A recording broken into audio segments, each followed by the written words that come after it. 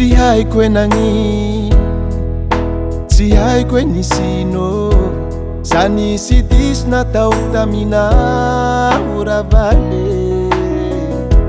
Fa niezaka nanao zay azo atao, zay kely ananako anambazako anao. Tsy hitako ataoko fa fokombotea, fitiavako ininariana.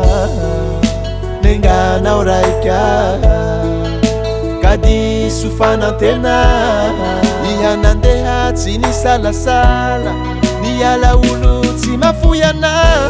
Lasa iha navelanao raiky zaho, lasa iha tsy namela hafatsy hoahe. lasa iha navelanao raiky zaho, hanao akory tegna tea, mandignagnao ao lay ambohimpole.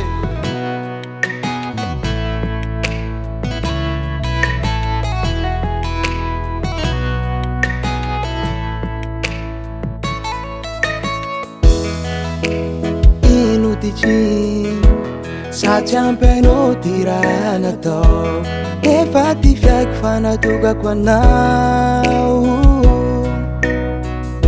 Namiako iaby ty mamy, efa nagnino iha tsy tagna. Zangobo ao henany zao, nilaozanao.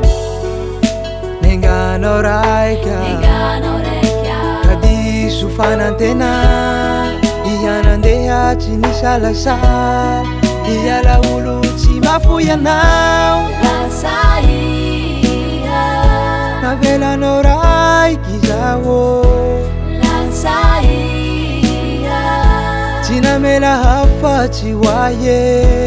lasa iha navelanao raiky zaho, akory atao tegna tia, mandignagnao zao lay amohimpo.